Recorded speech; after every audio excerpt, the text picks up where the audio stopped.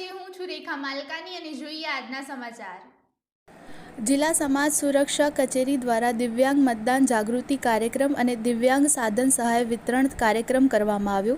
જિલ્લા સમાજ સુરક્ષા કચેરી મોડાસા અને જિલ્લા બાળ સુરક્ષા એકમના સંયુક્ત ઉપક્રમે મતદાન જાગૃતિ કાર્યક્રમ અને દિવ્યાંગ સાધન સહાય કાર્યક્રમ કરવામાં આવ્યો, જેમાં 56 દિવ્યાંગજનોને જુદા જુદા સાધનોની કીટ જેવી કે સિલાઈ મશીન, પંચર કીટ, દૂધ દહીં વેચાણ kit, electric appliances repairing kit, beauty parlour kit, ખેતીલક્ષી લુહારી વેલ્ડિંગ કામની કીટ, મોબાઈલની રિપેરિંગની કીટ, મસાલા મિલ જેવી વગેરે રોજગારી મેળવી શકે તે હેતુથી દિવ્યાંગજનોને કીટ વિતરણ કરવામાં આવ્યું।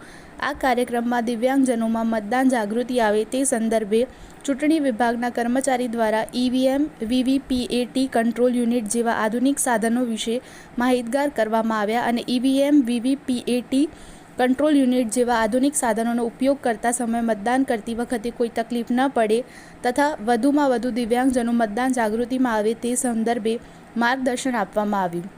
આ કાર્યક્રમમાં 100 જેટલા દિવ્યાંગજનો તેમજ જિલ્લા સમાજ સુરક્ષા અધિકારી કપિલભાઈ V Patel, Sabarkantha physical handicap welfare મંડળના મંત્રી પટેલ વિનોદચંદ્ર બી અને સુરક્ષા અધિકારી અજીતસિંહ રાઠોડ તથા જિલ્લા સમાજ સુરક્ષા કચેરી અને જિલ્લા બાળ સુરક્ષા એકમના કર્મચારીગણ સહભાગી થયેલ।